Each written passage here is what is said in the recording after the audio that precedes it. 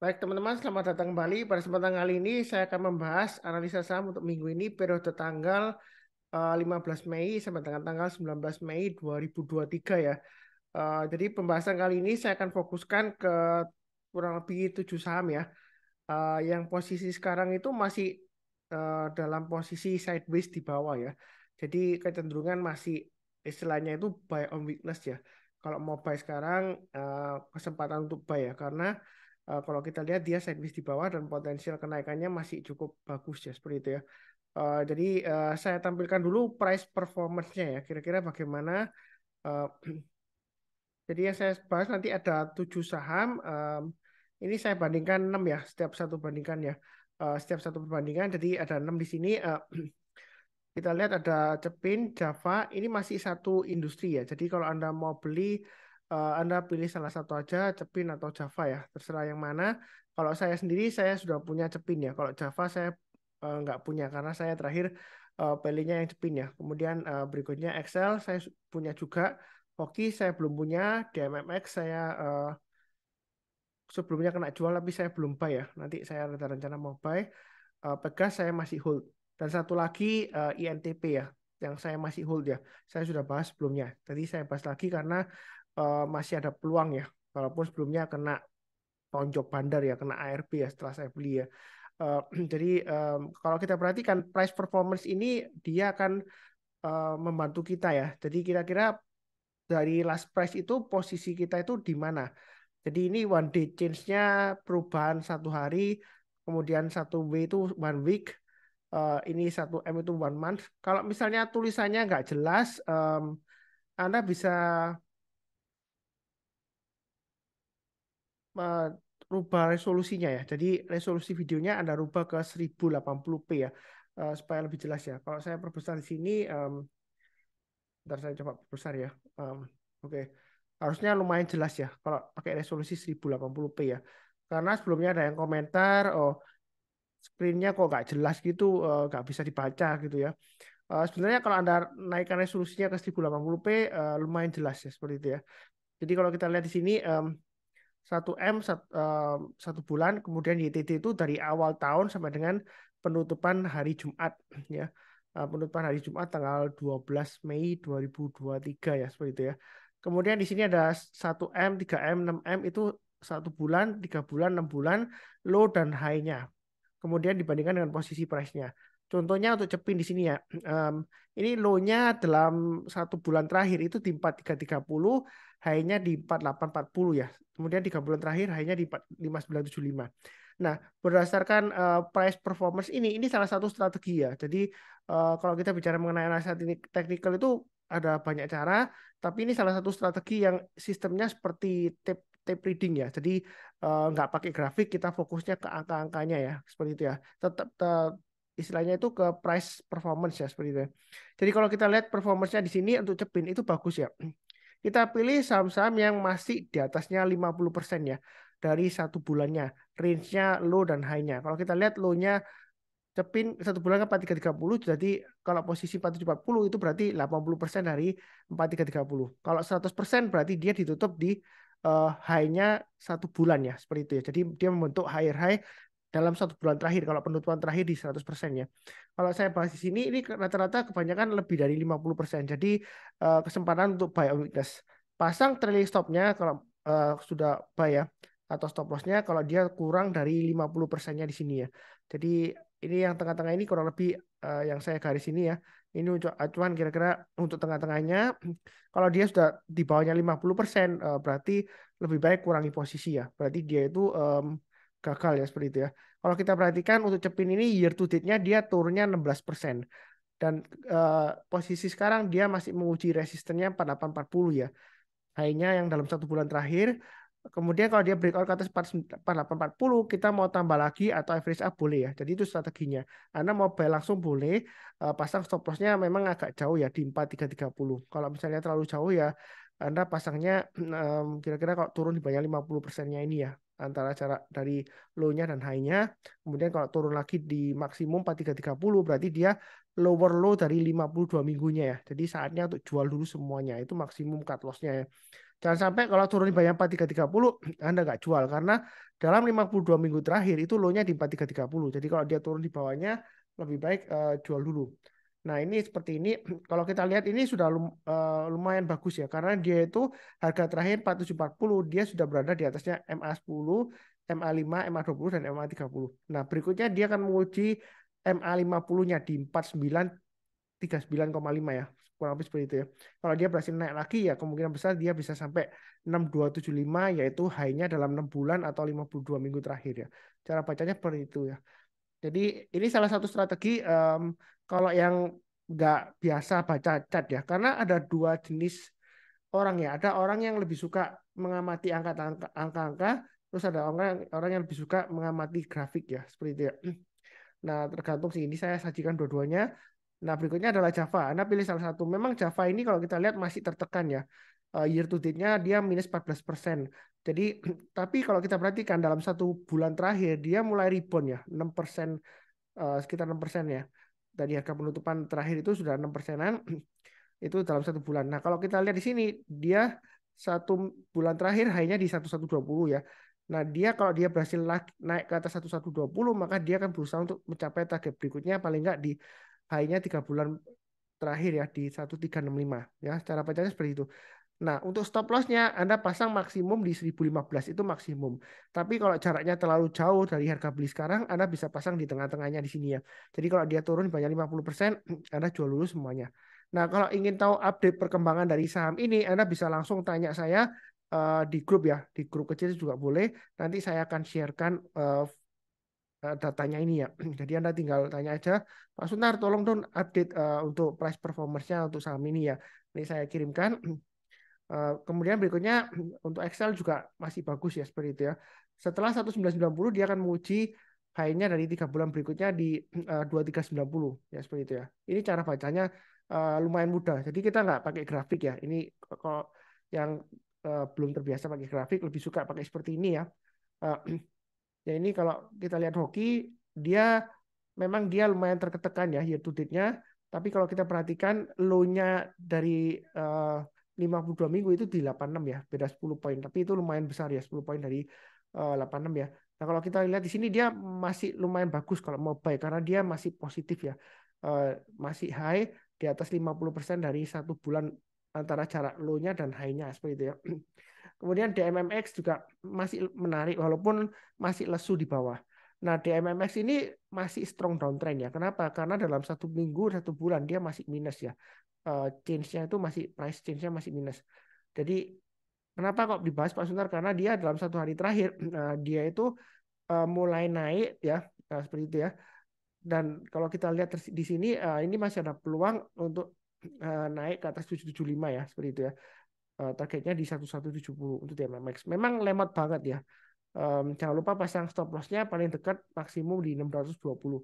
Kalau Anda mau pasang di tengah-tengahnya ya silakan pasang ya. Jadi kalau turun di bawahnya 50% atau di bawahnya 40% dari antara roll dan high-nya Anda jual dulu ya seperti itu ya. Atau kurangi posisi ya. Itu strateginya kalau pakai price performance ya. Um, jadi kita patokannya atau acuannya itu dari low-nya satu bulannya ya, seperti itu ya. Kalau dia sudah lower low, ya berarti kita jual dulu atau kurangi posisi ya. Jadi hampir sama dengan mengamati candlestick ya. Kalau candlesticknya jadi satu candle dia di bulanan. Kalau dia lower low berarti dia akan bentuk low yang baru. Ya di sana Anda mulai jual dulu semuanya kalau dia gagal ya. Pegas juga masih lumayan menarik walaupun dia masih lesu di bawah. Jadi memang untuk saham-saham yang saya bahas ini masih cenderung sideways di bawah ya. Ya ada sebagian yang masih cenderung downtrend ya seperti itu. Jadi belinya bertahap ya. Karena ada yang request juga Pak Sunar sekali-kali bahas lagi dong untuk saham-saham yang kita boleh buy on weakness ya, yang masih di bawah ya seperti itu ya. Nah berikutnya lagi untuk INTP ya. Ini yang saya masih hold. Memang masih loss sedikit ya untuk INTP saya. Karena sebelumnya itu dia uptrendnya naiknya itu dalam jangka pendeknya lumayan. Tiba-tiba satu hari berikutnya ketika saya sudah average up, dia langsung ARB ya seperti itu ya. Nah itu memang di luar analisa ya seperti itu ya. Jadi bukan berarti analisa saya menyesatkan enggak ya. Karena memang kita nggak bisa mengatur marketnya. Nah kalau kita lihat sini untuk INTP ini memang masih mengkhawatirkan karena dia itu masih di bawahnya 50% ya. Jadi masih resiko. Tapi saya bahas kenapa? Karena saya hanya ingin sekilas saja saya masih hold ya seperti itu ya. Karena saya pasang stop lossnya di 9.800 ya, agak jauh ya seperti itu ya. Jadi selama masih di atasnya itu saya masih hold. Mudah-mudahan minggu ini dia berhasil breakout ya. Jadi kalau Anda mau entry nanti saya akan bahas di grafiknya ya seperti itu ya. Ini kurang lebih untuk price performance-nya untuk saham-saham yang akan saya bahas ya.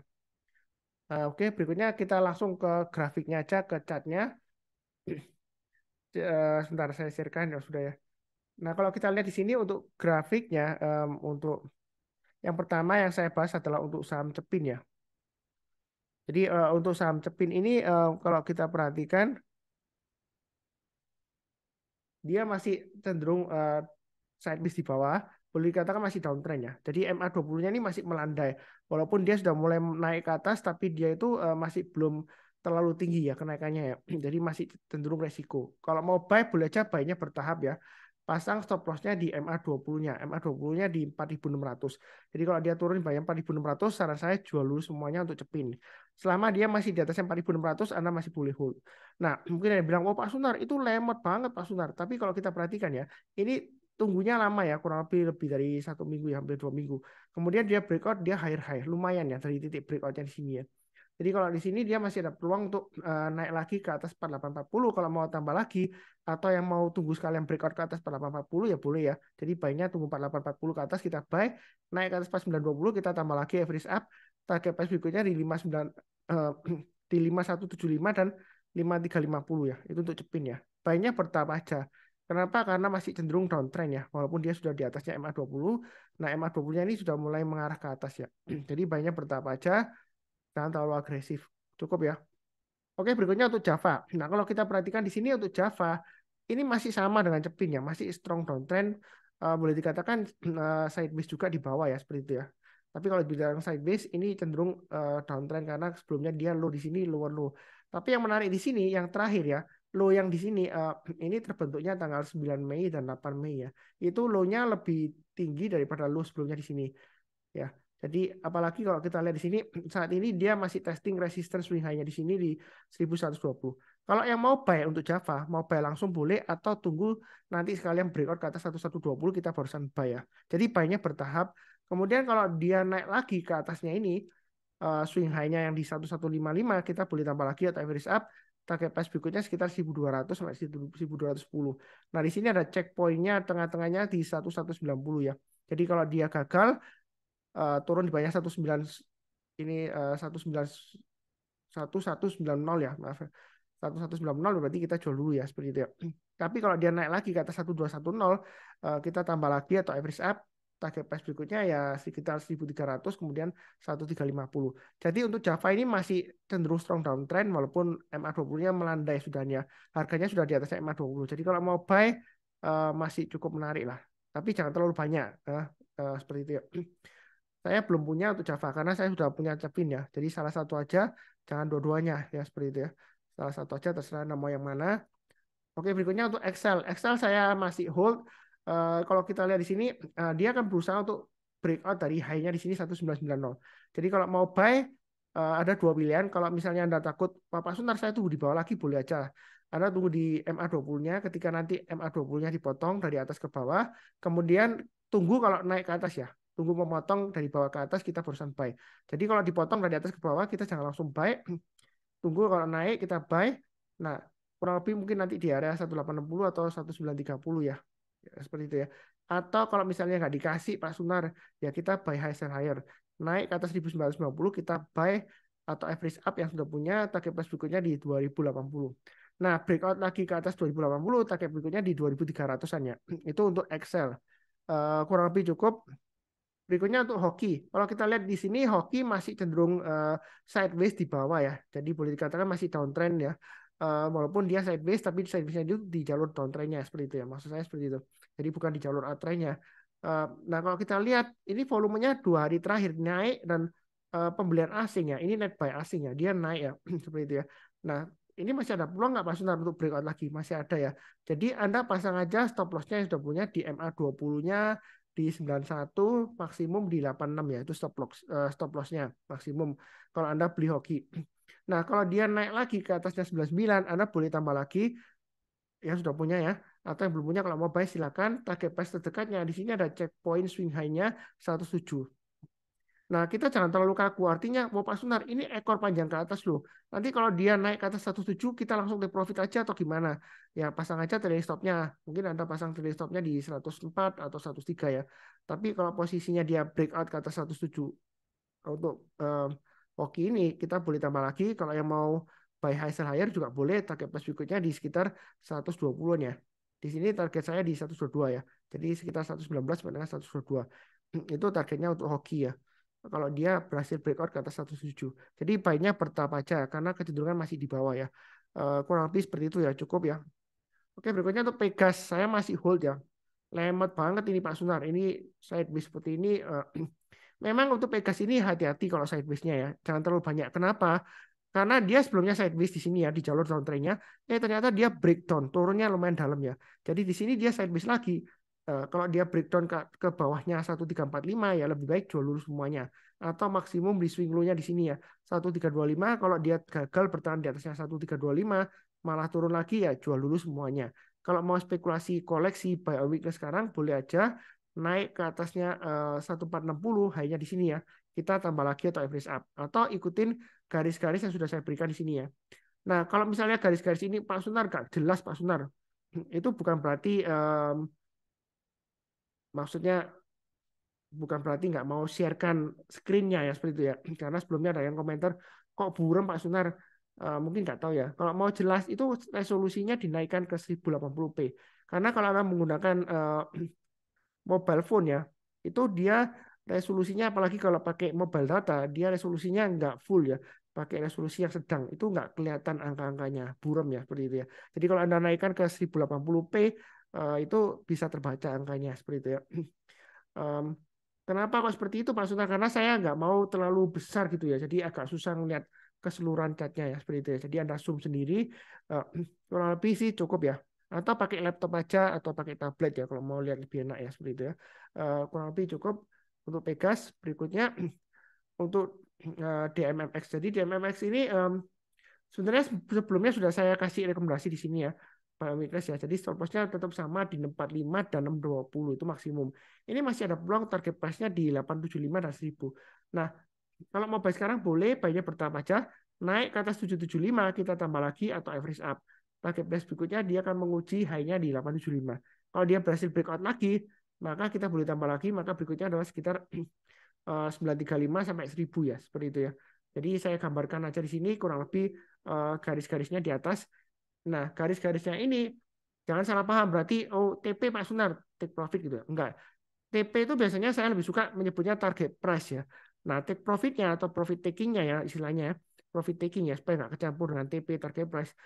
Itu kalau dia misalnya sudah berhasil naik, misalnya naik ke atas 875 kita tambah lagi average up, naik ke atas 935 tambah lagi ya, naik ke atas 1000 tambah lagi. Kemudian dalam perjalanan dia gagal turun di bawahnya 1000. Jadi mungkin sekitar 970 atau berapa gitu ya, atau 960 ya kita mulai pasang trailing stopnya seperti itu ya. Atau kalau mau harusan buy ya berarti pasang stop lossnya ya seperti itu ya. Kurang lebih ya strateginya seperti itu. Jadi trading itu lumayan enak kalau sudah ada garis-garisnya di sini ya. Sudah dikasih acuannya. Memang kalau kita lihat volumenya memang nggak agak aneh ya karena dia timbul tenggelam ya. Kalau kita perhatikan di sini ini nggak ada volume sama sekali. Ini ada volume rame kemudian hilang lagi ya seperti itu ya.